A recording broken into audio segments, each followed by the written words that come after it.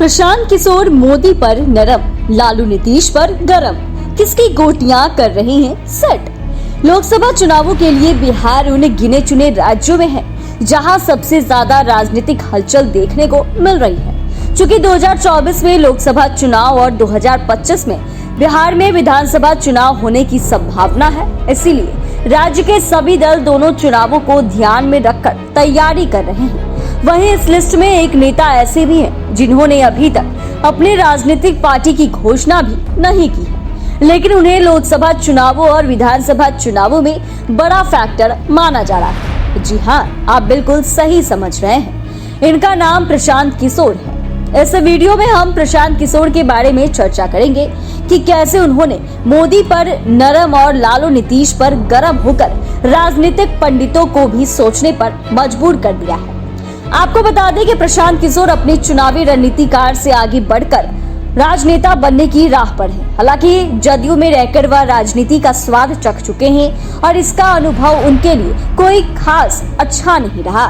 वैसे वे इस समय किसी भी पार्टी में नहीं है और जनसुराज के नाम से पदयात्रा कर रहे हैं। इस दौरान उन्होंने कई बार केंद्र पर हमला बोला तो कई बार नीतीश और लालू पर भी बरसे, लेकिन जितनी तल्खी वे लालू और नीतीश के प्रति दिखाते हैं उनकी उतनी नाराजगी नरेंद्र मोदी से नहीं दिखती। अब सवाल यह है कि राजनीतिक पार्टी बनाने से पहले प्रशांत किशोर का नीतीश और लालू परिवार पर ही हमला क्यों? देखें तो इसकी एक वजह यह भी हो सकती है कि वे खुद को पहले बिहार की क्षेत्रीय राजनीति में स्थापित करने की कोशिश में है। चूंकि राज्य में नीतीश और लालू के गठबंधन की सरकार है, इसीलिए सत्ताधारी नेताओं पर हमला बोलकर वे खुद के लिए रास्ता बनाने में जुटे हुए हैं। हालांकि नीतीश के प्रति प्रशांत किशोर की तल्खी का एक कारण यह भी हो सकता है कि उन्हें जदयू से बाहर का रास्ता दिखाया था, जिसकी कसक अभी भी उनके मन में हो सकती है।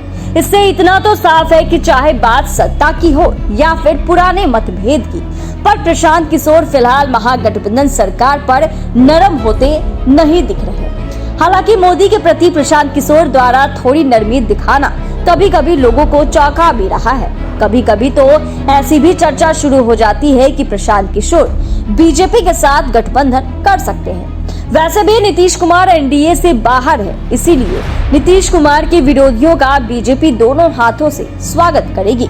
देखें तो प्रशांत किशोर कह चुके हैं कि 2024 में मोदी को पीएम की कुर्सी से हटाना इतना आसान नहीं होने वाला है। उन्होंने तो विपक्ष को सावधान भी किया था कि कोई भी इस भ्रम में नहीं रहे कि लोग नाराज हैं और वे प्रधानमंत्री नरेंद्र मोदी को उखाड़ फेंकेंगे। उन्होंने कहा था कि शायद मोदी हार जाए, लेकिन भाजपा कहीं नहीं जा रही। ये पार्टी अगले कई दशकों तक लड़ती रहेगी। यानी कि प्रशांत किशोर का यह मानना है कि बीजेपी काफी मजबूत हो चुकी है। हालांकि अब विपक्ष भी पूरी तरह से एकजुट नजर आ रहा है और अगर इंडिया गठबंधन ने पूरी ताकत के साथ 2024 में चुनाव लड़ा तो फिर बीजेपी की मुश्किलें बढ़ सकती है। खैर 2024 में क्या होगा यह समय बताएगा, पर फिलहाल प्रशांत किशोर की नजरें बिहार पर है, इसीलिए वे मोदी और लालू परिवार पर हमला बोलने का कोई भी मौका नहीं छोड़ रहे। वैसे भी वे लोकसभा चुनावों में मोदी को घेरकर नीतीश लालू का काम आसान नहीं बनाना चाह रहे। वैसे प्रशांत किशोर द्वारा खुद की राजनीतिक पार्टी नहीं बनाना भी लोगों को चौंका रहा। बता दें कि पिछले साल 2 अक्टूबर को प्रशांत किशोर ने जनसुराज को शुरू किया और राज्य भर में पैदल चल रहे। उस समय यह बात कही गई थी कि 1 साल के बाद यानी 2023 में यह तय होगा कि प्रशांत किशोर राजनीतिक पार्टी बनाते हैं या नहीं, लेकिन अभी तक इसकी कोई सुगबुगाहट तक नहीं है। ऐसे में प्रशांत किशोर लालू और नीतीश पर हमलावर तो है, लेकिन बीजेपी के लिए किसी फैक्टर के रूप में काम आएंगे, इस पर संशय है। वैसे सवाल तो यह भी है कि क्या नीतीश के एनडीए से अलग होने के बाद बीजेपी को प्रशांत किशोर की जरूरत है? देखें तो जनसुराज यात्रा में कोई बड़ा नाम या चेहरा प्रशांत किशोर के साथ ना तो जुड़ा और ना ही साथ देखा गया, ना ही कोई जनसैलाब इसकी यात्रा में देखने को मिली। इसीलिए प्रशांत किशोर के इन राजनीतिक हमलों से किसको नुकसान और फायदा होता है, इस पर भी सभी की नजरें रहेंगे।